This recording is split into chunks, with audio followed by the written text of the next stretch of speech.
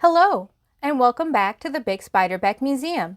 Today, we continue our video tour in this fourth installment. In this section, we will see Bix's career take off after his exploration of jazz and Chicago following his time at Lake Forest Academy. It's time to introduce the Wolverines. For a couple of years following being expelled from Lake Forest, Bix picked up gigs with different bands in many different places. He played not only in Chicago, but also in New York and St. Louis, and spent time playing on cruise boats out on Lake Michigan. In between the gigs and engagements, he returned home and worked for his father's coal and lumber company. Near the end of 1923, however, he would be invited to Ohio to play at the Stockton Club in Hamilton with a band that didn't have a name. Bix came in to replace the original cornetist and joined Min Lybrook, Dick Boynow, Vic Burton, George Johnson, Jimmy Hartwell, and Bob Gillette. From October to the end of December 1923, this band played a limited repertoire at the club and eventually, because they played Jelly Roll Morton's Wolverine Blues so often, picked up the moniker the Wolverines. It was from there that things would get interesting. Before long, they were known for their hot sounds and fiery improvised solos, and at the age of 20, Bix Beiderbecke was working out a different set of arrangements, getting the band booked at dance halls and college events across Ohio and Indiana. It's actually from this time period that we get the most iconic picture of Bix, the image of a fresh-faced man in a good suit and a cornet on his knee. You may remember this earlier in the tour. The mural that greets all our visitors as they enter the museum used this image as its basis for Bix. Our copy of the image was signed and dedicated to another band member in the Wolverines, saxophonist George Johnson. Bix wrote to him, "My only wish is that I may play with you as long in the future as I have in the past." By February of 1924, the Wolverines made their first recordings with Jeanette Records. These first recordings with Jeanette were traditional acoustic recordings, complete with horns to catch the sounds of the players, a drape to muffle other noises, and electric fans to keep the musicians from overheating in the stuffy recording rooms.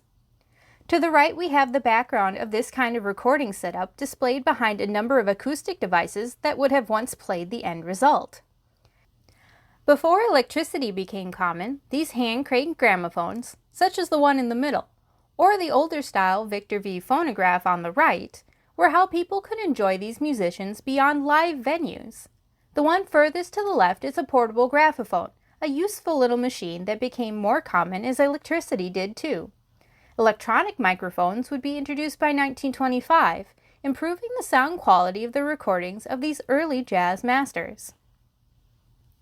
In April of 1924, Bix's old friend Hoagy Carmichael was still studying law at Indiana University.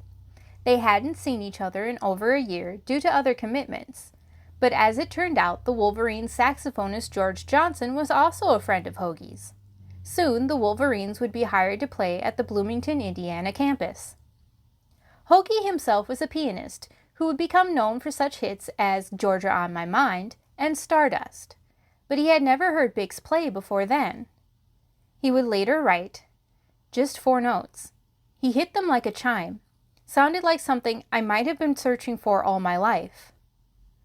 Hoagy would go on to be considered one of Bix's guardian angels, providing opportunities and encouragement through rougher times in the musician's life. On display in a case next to us here is an ornate banjo, several records, and a yearbook.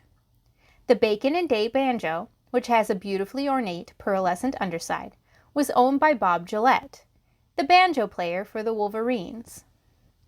2 of the 3 records were recorded by the Wolverines and contained songs written by Hoagy Carmichael and the Wolverines, Fidgety Feet and Riverboat Shuffle, with Bix's Davenport Blues rounding out the set. The yearbook is for Hoagy Carmichael's time at Indiana University. In September of 1924, the band received an invitation to play at the Cinderella Ballroom. Soon they were playing on stage in New York City, and everything changed. Playing in New York City thrust national attention on the band, and one reviewer called them a torrid unit. It led to them playing with many other leading musicians and landed them even more recording sessions. Seen here are photos of the outside of the Cinderella Ballroom, its sign advertising the Wolverines, and the band as they appeared during their engagement there. The Wolverines and their music were hotter than ever, but only a month after they played at the Cinderella Ballroom, Bix was ready to move on.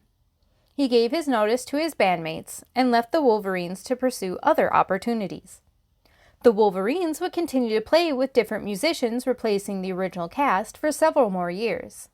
Nevertheless, their time with Bix is some of their most well-known. Join us again in the next video as Bix pursues new opportunities after his brief but impactful time with the Wolverines.